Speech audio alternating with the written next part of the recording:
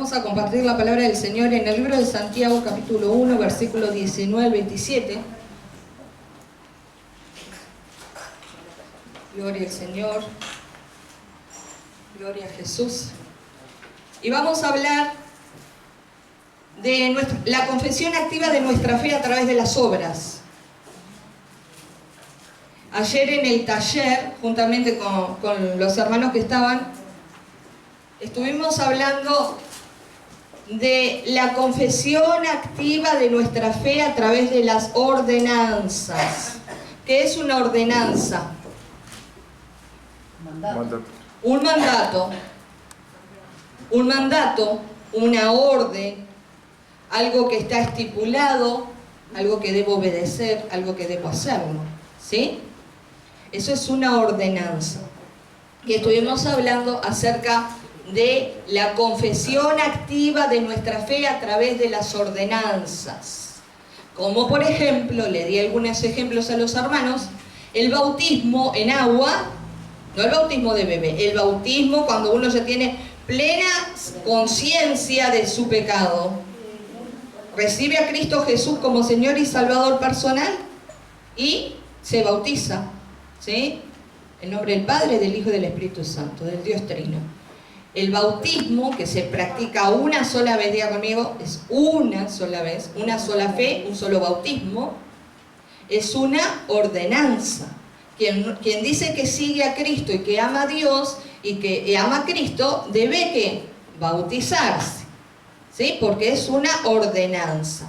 Entonces, un ejemplo de la confesión activa de mi fe a través de las ordenanzas es cuando me bautizo, es cuando participo asiduamente de la Santa Cena, es también cuando cumplo parte de la Gran Comisión, que Jesús dijo, vayan por todo el mundo y ¿qué?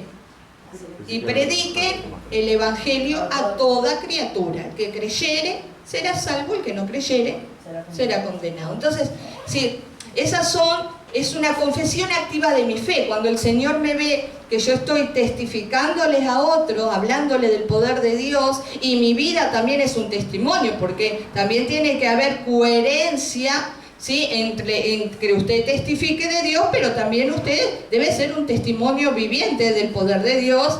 Usted participa de la Santa Cena, usted se ha bautizado. Entonces, todo eso es una confesión activa de mi fe que tiene que ver con dar testimonio en este mundo de que verdaderamente yo he creído en Dios y he creído en aquel que Dios ha enviado y el Espíritu Santo está sobre mi vida. Después hablamos de la confesión activa de confiar en las promesas de Dios. Esa es otra parte también que conlleva, tiene que ver con mi relación personal con Dios, con el Espíritu Santo, para yo poder tener confianza y creer cada promesa universal que Dios da y promesa personal que Dios me da para poder vivirla y disfrutarla en mi vida. Amén.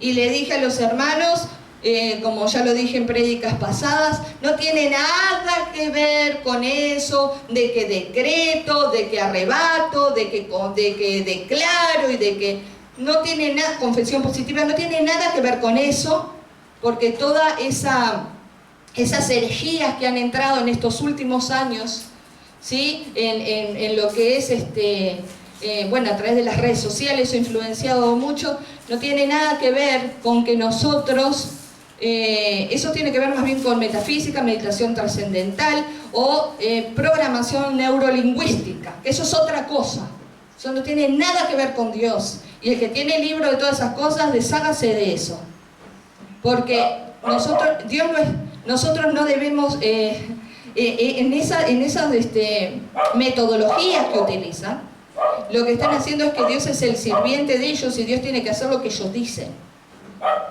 ¿sí? Cambian el rango de mando y nosotros no estamos para que Dios obedezca lo que nosotros decretamos o decimos o confesamos, como si Dios estuviera a nuestro servicio.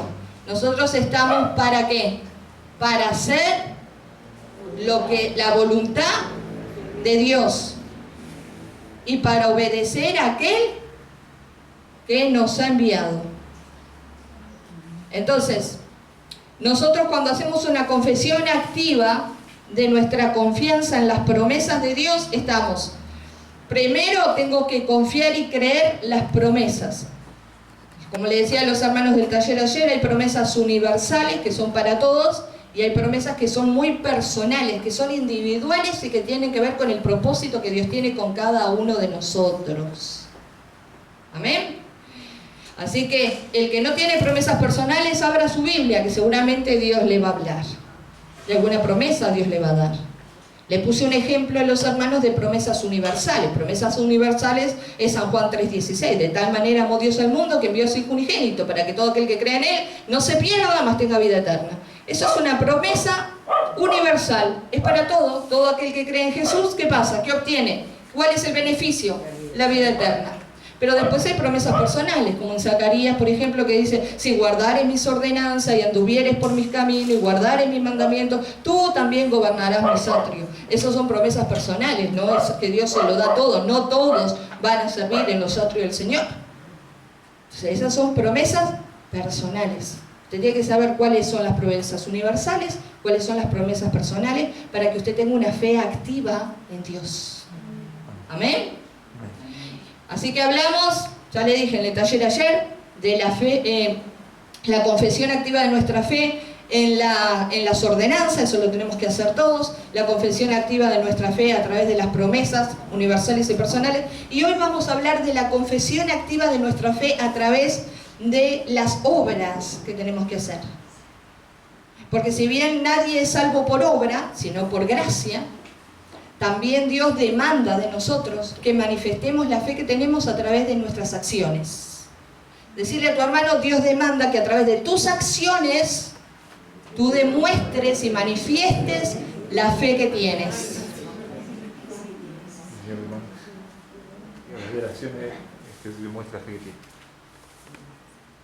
Amén. Porque dice la carta de Santiago, dice que la fe sin obras es ¿qué? Es muerta. Si una persona dice yo tengo fe pero no tiene obras, es decir, nunca se manifestó realmente la fe, no sirve de nada. Es totalmente muerta, nula. Así que usted debe manifestar ese amor. A ver cuántos aman a Dios acá, a ver qué cara de amor que tienen. ¿Cuántos aman a Jesús? ¡Ay, tremendo! Amo a Jesús. ¡Ay, cómo amo el Espíritu Santo! ¡Tremendo! Sí, es muy fácil acá dentro de la iglesia.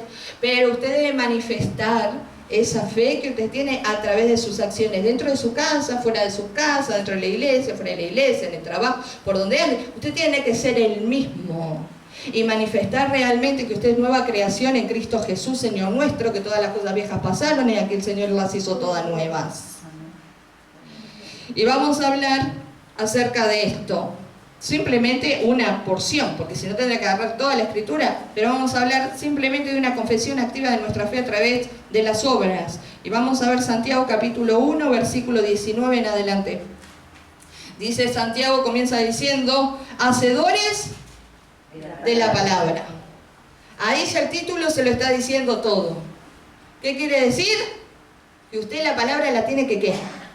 Que hacer, que realizar, que tiene que ser carne en su vida, que tiene que ser una realidad en su vida, un diario vivir en su vida.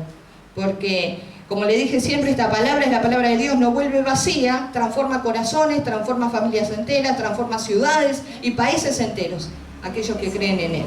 Y dice: por esto, mis amados hermanos, todo hombre sea pronto ¿para qué? Para oír, tardo para hablar, tardo para airarse, porque la ira del hombre no obra la justicia de Dios. Por lo cual, desechando toda inmundicia y abundancia de malicia, recibid con mansedumbre la palabra implantada, la cual puede salvar vuestras almas. Pero sed hacedores de la palabra y no tan solo oidores, engañándoos a vosotros mismos.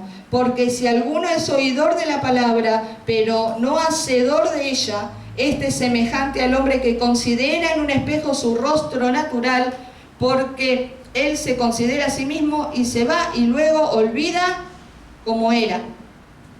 Mas el que mira atentamente en la perfecta ley la de la libertad y persevera en ella, no siendo oidor olvidadizo, sino hacedor de la obra, este será bienaventurado en lo que hace. Si alguno se cree religioso entre vosotros, ¿cuántos religiosos hay acá entre nosotros? Si alguno se cree religioso entre vosotros y no refrena su lengua, sino que engaña su corazón, la religión de tal es vana. La religión pura, diga conmigo, la religión pura y sin mancha. ¿Usted quiere saber cuál es la religión pura y sin mancha delante de Dios? Dice aquí, la religión pura y sin mácula delante de Dios el Padre es esta: visitar a los huérfanos y a las viudas en sus tribulaciones y guardarse sin mancha del mundo. Amén y amén. Amén. Denle un aplauso grande a esta palabra del Señor. Me encanta el libro de Santiago, ¿sí? Son unas pocas hojas allí, pero Santiago tiene, los versículos que tiene él, tiene 68 versículos de consejos prácticos para vivir nuestra vida cristiana. Es decir, que no anda dándole mucha vuelta al asunto, Santiago, siervo del Señor, sino que da, en todos los versículos no, pero en 68 hay consejos prácticos para vivir la vida cristiana. Y en esta parte que hemos leído tenemos dos conceptos fundamentales. Primero es el ser hacedor de la palabra. La palabra de Dios es muy buena oírla, ¿verdad? Es muy bueno escucharla. Es muy bueno leerla, pero también no solo debo hacer eso, sino que también debo ponerla en práctica. Debo hacerla, debo llevarla en marcha en mi vida. Porque la palabra de Dios está para aconsejarme, para guiarme, para ayudarme, para fortalecerme, para levantarme, para enseñarme cómo ser un mejor padre, ser un mejor hijo, un mejor hermano, un mejor siervo de Dios, la palabra de un mejor ciudadano. La palabra de Dios nos guía, nos instruye, nos ayuda, nos enseña. Entonces dice acá que nosotros debemos ser hacedores de esta palabra. ¡Ay, qué lindo que estuvo el mensaje! ¡Ay, qué lindo lo que leí hoy! Pero en el momento de la prueba, en el momento de ejecutar, en el momento de hacer, de poner, como le decía hoy, poner la confesión de mi fe en obra, ¿qué pasó? Se me fue, me olvidé. El domingo pasado estuvimos hablando de la parábola de los dos hijos, ¿sí? Un hijo que el padre lo mandó a trabajar a la viña y dijo, no voy, y después arrepentido fue a trabajar. Y que el otro de los hijos dijo, sí, papá, quédate tranquilo, voy a la viña, y después no fue nada. Y la moraleja de esa parábola era que muchos le dicen sí a Dios, pero después no hacen lo que Él les dice. Entonces, acá estamos en lo mismo, dice Santiago, que debemos... ¿sí? Aceptar con mansedumbre la palabra que Dios nos da, amalgamarla en nuestra vida, pero debemos ponerla en práctica. Debemos hacer lo que la palabra de Dios nos manda y nos demanda. Porque dice que si nosotros no somos hacedores de esta palabra, somos como los hombres que se miran al espejo cuando se levantan de mañana, se ven que tienen lagaña, el espejo, van al baño, ¿sí? Se van a lavar los dientes, el espejo le muestra que tiene lagaña, que tiene esto, que tiene aquello. ¿Y qué hace la persona cuando el espejo le muestra eso? ¿Qué hace? Se supone que se lava, se limpia la cara, ¿no? Para salir a la calle, para hacer sus cosas. Se pasa el cepillo de dientes para sacarse el mal aliento. El cepillo con la pasta, ¿no? ¿Todo? Se supone. Pero si el hombre natural se levanta de mañana, va al espejo, sí, se mira en el espejo y ve que está lleno de imperfecciones, lleno de lagaña y todo, y agarra y no se lava nada y se va para la calle así, es una mamarrachada. La palabra de Dios también es un espejo para nuestra vida. En ella nos miramos, con ella nos medimos cómo está nuestra vida, cómo está nuestro grado de obediencia, nuestro grado de sujeción. Ayer estaba uno de los talleres que iba a dar y al final después no lo di, que tiene que ver también con el grado de obediencia que tenemos como hijos de Dios, como cristianos, ¿sí? Cuando dentro de una ceremonia religiosa, dentro de la reunión, se le pide, hermano, póngase de pie, y usted puede ponerse de pie, pero usted se queda sentado, usted ya está teniendo rasgos de rebeldía, aunque usted no se dé cuenta. Cuando usted contradice o contraria todo lo que se hace en la reunión, usted está teniendo grados de rebeldía. Cuando cualquier otra actividad es más importante, un casamiento, un 15, yo qué sé, cualquier otra actividad es más importante que la reunión de su congregación, usted está teniendo rasgos también de rebeldía. Porque cualquier otra cosa es más importante que Dios. Entonces hay que examinarnos y ver cómo estamos caminando en las cosas de Dios. Porque cuando viene el día malo, sí bien que venimos después corriendo a querer a reclamarle a Dios, de que Dios tiene que obrar, de que Dios tiene que hacer, de que Dios... Pero ¿cómo hemos sido nosotros con Dios? ¿Cómo hemos sido nosotros en relación a lo que la palabra de Dios nos ha enseñado y lo que Dios quiere en nuestra vida? Porque muchos dicen, me quiero ir en el rapto, me quiero ir en el arrebatamiento, quiero estar con Dios en el cielo, pero acá no pasa ni 1 hora y media en las cosas de Dios. Les cuesta orar, les cuesta ayunar, les cuesta congregarse, les cuesta testificar, ganar a alguien, invitar a alguien a la iglesia, visitar a un hermano que está en necesidad, les cuesta. Entonces, ¿para qué quiere usted ir al cielo allá, pasar la eternidad, si usted acá no puede pasar, ¿sí? ni leyendo 4 versículos de corrido? Entonces, tenemos que concentrarnos en esto. Estamos viviendo el tiempo final de la dispensación de la gracia. En cualquier momento sonará la trompeta y los que son de Cristo, Dios se los llevará con Él. Y muchos quedarán aquí para los 7 años de la gran tribulación. Y bueno, se salvarán por su propia sangre entonces, si no quieren aceptar la sangre del Hijo de Dios.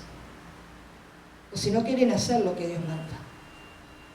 Porque hay que sujetarnos a lo que Dios dice, y esto es lo que dice Santiago. Que nosotros, dice versículo 22, pero sed hacedores de la palabra y no tan solo oidores. Porque si usted solo es oidor y no hace lo que oyó, dice, usted se engaña a sí mismo. Usted se engaña a sí mismo. Debe ser oidor y hacedor. Si el Señor dice en su palabra, no mentirás, ¿qué va a hacer usted? ¿No va a qué? No va a mentir. Si la palabra de Dios dice, no dirás falso testimonio contra tu prójimo, ¿usted qué va a andar? ¿Divulgando el chimento? ¿La murmuración? ¿Difamando? ¿Qué va a hacer usted?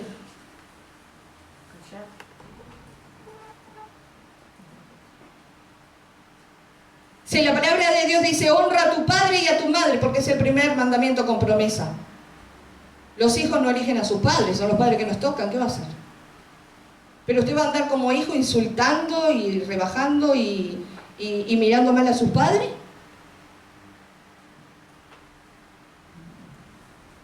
Pero pasa. Cuando dice, padre, no exasperéis a ira a vuestros hijos, ¿qué va a hacer usted como padre? ¿Va a andar pinchando constantemente, molestando para que sus hijos se pongan mal, se desanimen, se desalienten, ¿Qué va a hacer usted? Entonces, debemos, ¿sí?, aplicar el consejo de Dios en todas las áreas de nuestra vida. Cuando la palabra de Dios dice, marido, amad a vuestras mujeres como a vuestros propios cuerpos, ¿qué va a hacer el marido? ¿Va a patear, va a rechazar, va a degradar, va a hablar mal de su mujer? Pues si habla mal de su mujer, habla mal del mismo. Cuando dice la mujer debe respetar al marido, ¿qué va a hacer la mujer? ¿Desautorizarlo dentro del hogar? ¿Tratarlo de tonto para que los hijos vean que ¿qué va a hacer? ¿Va a respetar a su marido o no lo va a respetar? ¿Qué es lo que se está aplicando? Entonces es lo que dice Santiago. Muchos pueden ser oidores de la palabra, pero son oidores olvidadizos de la palabra. Pero hay un gran número, gloria a Dios, que no solo es oidor de la palabra, sino que también es ¿qué? Hacedor de ella. hace la palabra, la realiza, la aplica en su vida. La aplica en su vida. Que muchas veces la palabra nos confronta y no nos gusta. Bueno, es cierto, pero debemos dejar que esa palabra, dice Santiago, con un espíritu de mansedumbre trabaje en nosotros, porque viene a enseñarnos, a redarguirnos, a instruirnos. Algo el Señor quiere hacer con nuestra vida. Algo el Señor quiere hacer de nuestra vida. Dios quiere cristianos convertidos de veras, cristianos verdaderos, cristianos genuinos, cristianos que sepan cómo batallar la buena batalla de la fe. No quiere decir que no va a tener problemas, problemas tenemos todos, pero cómo usted hace una confesión activa de su fe a través de las ordenanzas, a través de las promesas y a través de las obras. ¿Va a obrar conforme a la palabra? No, me voy de la iglesia porque esa iglesia a mí no me gusta. Me voy, no me gusta cómo predica el pastor, no me gusta cómo predica la pastora, no me gusta esto. ¿Y usted le preguntó al pastor y a la pastora si le gusta como usted es como miembro? ¿O le preguntó a la iglesia a ver si los hermanos estaban conformes con la actividad que usted desarrollaba? Entonces, hermanos, midamos nuestra vida cristiana por este consejo práctico que nos da el apóstol Santiago, que dice: sed hacedores de la palabra y no solo oidores. Y ese es uno de los primeros conceptos que tiene. Y el segundo concepto es similar a este, que dice que el cristiano verdadero, y ahí vamos, versículo 26 al 27, dice: si alguno se cree religioso entre vosotros, no refrena su lengua, bueno, ya sabe, sino que engaña en su corazón, la religión de tal es vana. Y acá viene diciendo, la religión pura. ¿Qué es algo puro? ¿Qué es algo que está en su esencia, en su pureza, algo puro? ¿Qué es algo puro? Algo limpio, algo que no tiene mezcla, no tiene contaminación. Es algo que está en su estado original. Dice Santiago, algo puro, que está en su estado original, que no tiene mancha, que no tiene nada, sino que está en su estado de pureza, ¿sí? Dice aquí él, y sin mácula delante de Dios, el Padre es esta: visitar a los huérfanos y a las viudas en sus tribulaciones y guardarse sin mancha del mundo. Dice Santiago, ¿alguno se cree religioso? Bueno, está bien. Cristo, muchos dicen, no es religión, es relación. Pero la religión, ¿por qué Santiago utiliza el término religión? Porque lo religioso tiene que ver con lo ceremonial, ¿sí? Con las obras, con lo que se realiza. Por eso Santiago le llama ¿qué? Religión, ¿no? Y también lo dice también para también un poco desafiar a los que se dicen religiosos. Porque en los tiempos de Jesús, como en estos tiempos, hay muchos que se dicen religiosos. Hay muchos que están sus templos tapados de oro y de plata. Sus vestimentas son impecables y sus panzas están así. Y hablan de la necesidad del África y de los niños del África. Y hablan No me quiero embrocar con eso. Y hay gente que es ingenua en su fe, que hasta va a determinados lugares, ¿sí? Donde los pastores lo único que hacen es engordar ellos con sus trajes y corbata, y a veces algunos son hasta una manga de adúlteros y mentirosos. Y la gente va y hace sus aportaciones a esos lugares. Ah, no, porque van a hacer obras sociales. Claro, ponen 4 camas, 5 camas, el Estado les da también dinero para tener expreso o es drogadicto, y la gente se cree que eso es una tremenda obra social. O a veces reclames que me fastidian a veces en televisión, ¿sí? Colabore con tanto esto para los niños, porque si usted no da, no, los niños del África o los niños de no sé qué, pero los niños de tu familia, ¿cómo están? Los niños de tu barrio, ¿cómo están?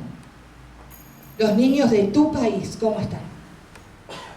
Organizaciones que se llenan de dinero y de lucro y que muchas veces ese dinero no va donde está verdaderamente la necesidad, porque los gobiernos lo canalizan antes. Usted dice, bueno, pero yo voy a mandar tanto dinero a tal organización por teléfono todos los meses, a mí me descuentan. No voy a decir porque si no, capaz nos levantan el canal. Y quizás lo que usted da todos los meses nunca llegó al destino final, porque los gobiernos de esos países que han subyugado esos países, ¿sí?, agarran y acaparan eso que usted mandó para supuestamente darle de comer a los niños del África.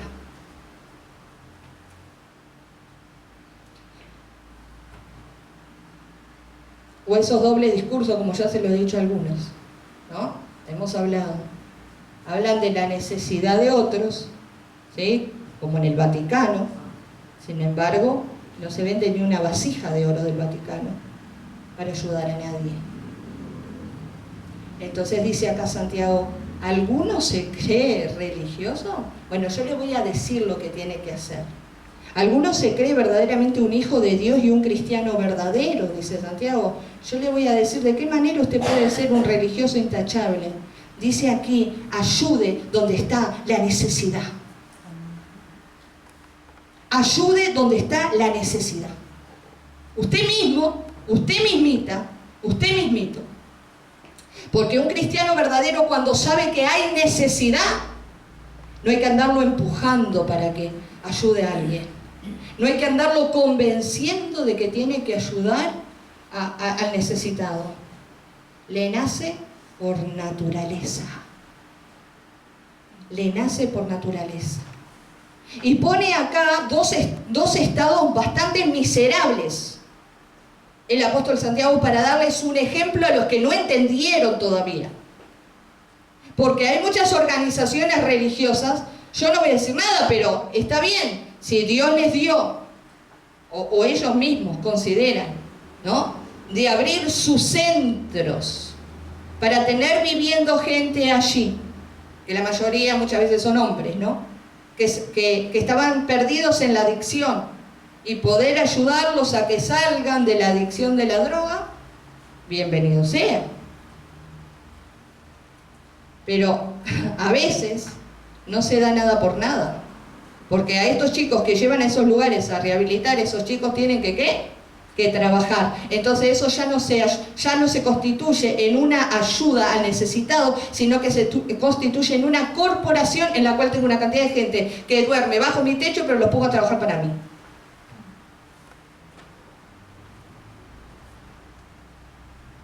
Hay mucha gente, pero a mí me duele la gente que está en la calle.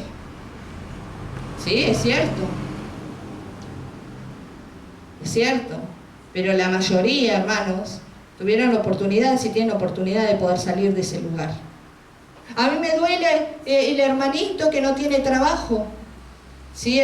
Pero si el hermanito tiene 2 brazos, 2 piernas, tiene dedos, tiene ojos, puede perfectamente hacer una changa en la feria, puede hacer una changa en el mercado del puerto, puede buscar la forma, puede vender torta frita en la esquina de la casa, puede hacer algo. ¿Sí o no? Y no esperar que los demás le den una limosna.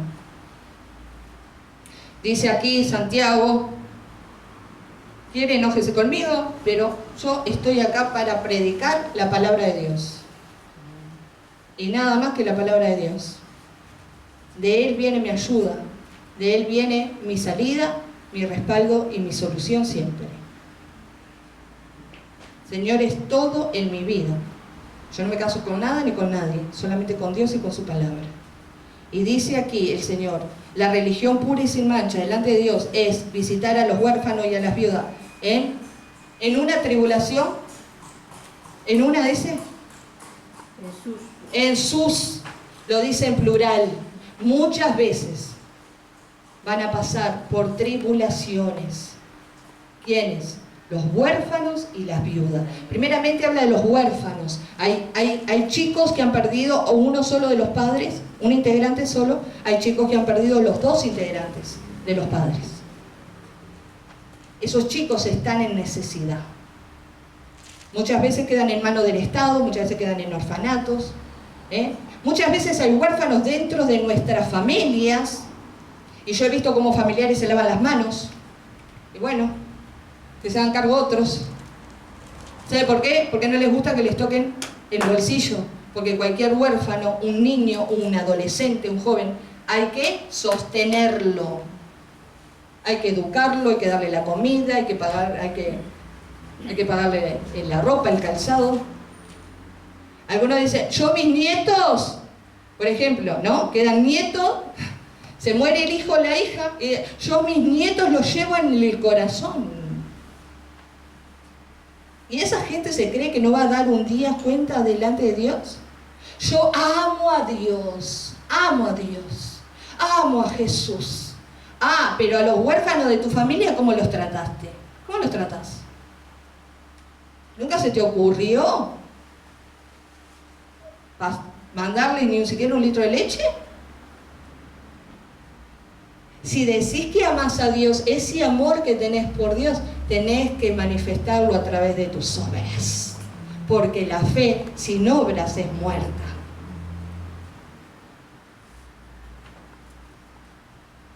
No, al contrario. Hablas mal, o a veces que feo, tienen malos deseos para los chicos huérfanos, que parece que no quieren que les vaya bien. Entonces, dice Santiago, no le estoy diciendo yo, dice la palabra. Dice, ¿alguno quiere ser un verdadero hijo de Dios? Bueno, no hay que estarlo convenciendo de nada. Cuando ese hijo de Dios sabe que hay necesidad en un lado, lo primero que hace es ir a donde está la necesidad y ayudar. Por eso pone dos estados desgraciados, hermano, lamentablemente es así. El estado de la orfandad y el estado de la viudez son dos estados desgraciados, desafortunados. Y nadie que no haya pasado, y el que no ha pasado por eso no puede andar abriendo su boca y juzgando y condenando y diciendo una cantidad de cosas cuando no ha pasado por eso. Y no se olviden que la vida es una ruleta, es una calecita, porque todos en algún momento van a pasar por alguno de estos estados. Entonces dice aquí, todos en algún momento. En la ley de la vida lo lógico es que los chicos queden huérfanos después que son adultos mayores. Pero todos van a pasar por eso. Pero cuando los chicos son huérfanos y son niños o son adolescentes, debe el cristiano verdadero, cuando son jóvenes, debe obrar a favor de ellos. Debe ayudarlos, debe visitarlos. No dice, llévese a vivir al huérfano con usted. No, dice, visítelo en todas sus tribulaciones. ¿Y a quién más dice aquí? ¿Y a quién? Y a las viudas en sus tribulaciones. Hemos hablado ya hasta el cansancio de los dos extremos de la viudez. De que cuando quedan con chicos con niños, y hemos hablado de cuando vivió toda la vida con ese esposo y también el esposo parte, y los dos extremos son difíciles. Pero dice aquí la palabra del Señor, que usted debe, si usted verdaderamente usted dice que ama a Dios, bueno, debe manifestar ese amor que usted tiene, esa fe, también ayudando a las viudas. Yo he visto instituciones, como le digo hoy, ¿sí?, que a través del Estado y a través de lo que las congregaciones dan ayudan a expresos, exdrogadictos. ¿Pero usted ha visto algún hogar para madres viudas con niños huérfanos? ¿Ha visto usted? Sin que se le pida nada a cambio, ¿no? Porque si usted va al Estado o al Ministerio de Vivienda, le dicen, sí, refugios temporales, entre con sus hijos a las 8 de la noche, a las 8 de la mañana tiene que salir con sus hijos para la calle.